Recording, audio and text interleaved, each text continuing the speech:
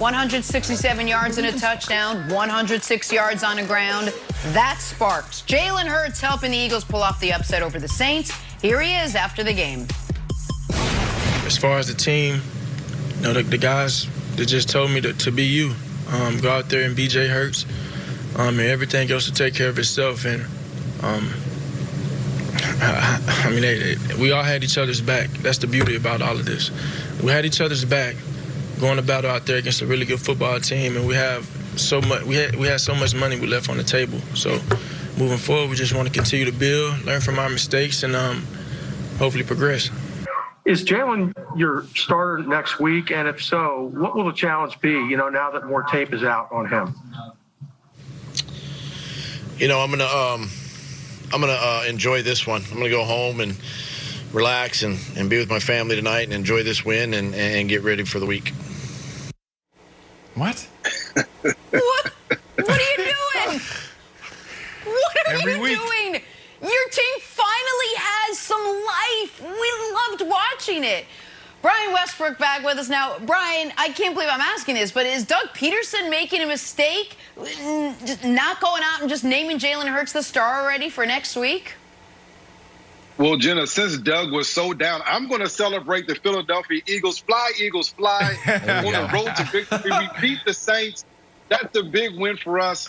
But to me, absolutely, you're making a big mistake. Allow your team to understand that you got pretty good quarterback play from Jalen Hurts. Allow him to go into this week with the same thing that he got last week, a week full of starters reps with the #1 team there in practice. And I think it's going to help your team in the long run. But what we saw yesterday from Jalen Hurts was an efficient game where he made good decisions. He used his legs when he needed to use his legs. And the one thing that I loved about Jalen Hurts is this. His eyes were in the right place. And this is what I mean when I say that. If the ball is supposed to go to the running back on the play, he throws the ball to the running back. If it's supposed to go to the skinny post, he gets the ball to the skinny post. And this is what I've noticed over time with backup quarterbacks. Usually with the starter, because you play so much, sometimes a 3-step drop turns into a 5-step drop. A 5-step drop turns into a 7-step drop. You think that you can make more plays than you probably need to. But when A.J. Feely went in, when Corey Detmer went in, they ran the offense the exact way it was designed to be run. And usually it looked like it had more rhythm and it had more success because they ran it that way. And for a short period of time, it worked. Usually the better athlete at the quarterback position ends up playing better. But Jalen Hurts yesterday had the offense running effectively and smoothly, and that's all that Doug Pederson wants. He talked about a spark. He was able to get that from Jalen Hurts yesterday. Great win for the Philadelphia Eagles. So if you got what you wanted, then name him the starter moving forward. Look, I'm not buying into it. I know it's just a PR stunt.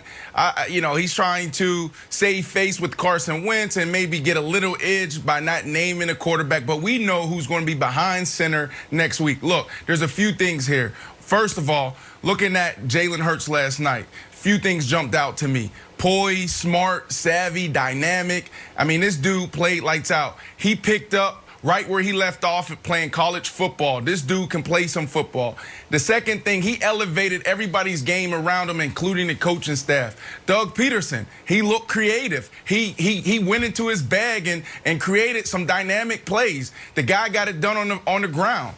You know, Alshon Jeffrey, I've been waiting 3.5 years for Carson Wentz. Even Foles did it a couple times. Just throw it up to this guy. A lot of people, Alshon Jeffrey's done. He can't play anymore. He can't run. Alshon Jeffrey's game was never sexy. He never had a thing for the flair. Now you throw it up to him, and what does he do? He scores a touchdown for the first time in a year. Great job getting it to a playmaker. That's who Alshon Jeffrey is. I like to see that for them to continue to build on that. And the last thing, you got to look at what he did against the hottest defense, Kevin, in football. Like Dennis Allen and Coach Sean Payton, they've absolutely been getting it done on the defensive side in New Orleans, and he made them look average. So that's why I don't understand Doug Pederson. I don't understand why you wouldn't come out in that press conference and say Jalen played great, he's going to be our starter moving forward.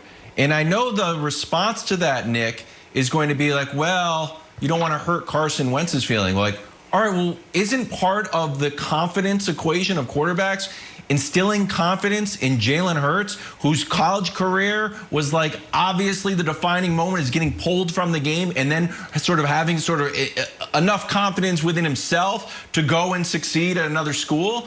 But like, why not give him the ball and like let him run with it, literally and figuratively? I don't understand. I totally disagree, and I'm gobsmacked, to use your word, that Doug Pederson doesn't come out and give Jalen a huge vote of confidence.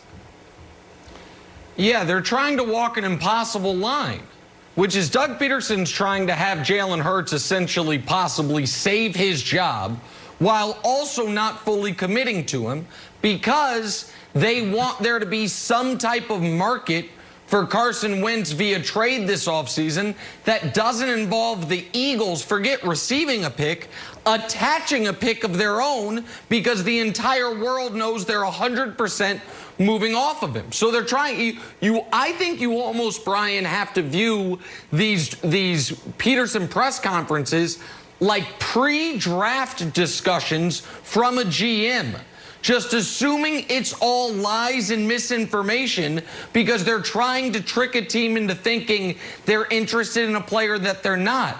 The only, I think, saving grace here is if privately Doug Pederson explains that to Jalen and says, Jalen, you are our starter the rest of the season, no matter what. Or else, you're absolutely right, Wilds, he's going to be looking over his shoulder. I do want to ask, bless you, whomever that was, I do want to ask you, Brian, a question.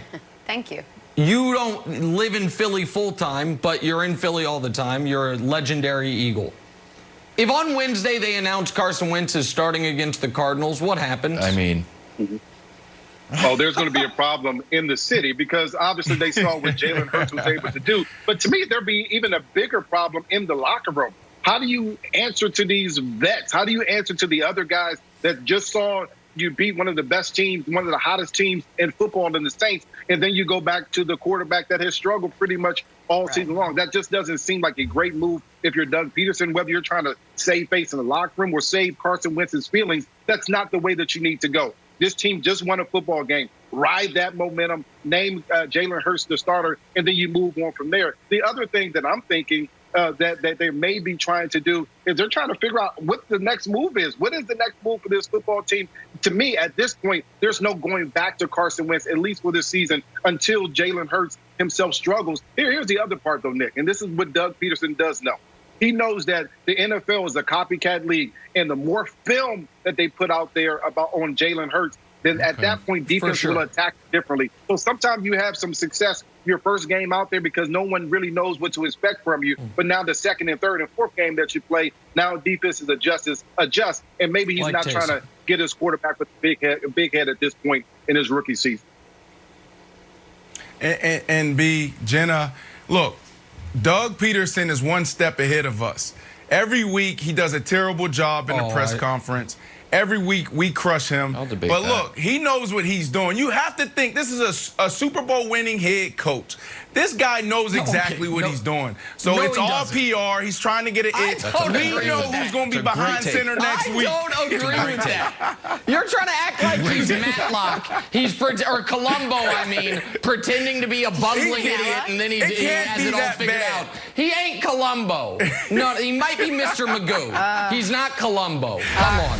Give me a break. All right, we'll see. Hey, we haven't talked about Tom Brady yet this morning. Brady and the Bucs, are they back on a Super Bowl track after yesterday's big win? Talking Bucs next. First things first. Yeah, baby. Or did they just not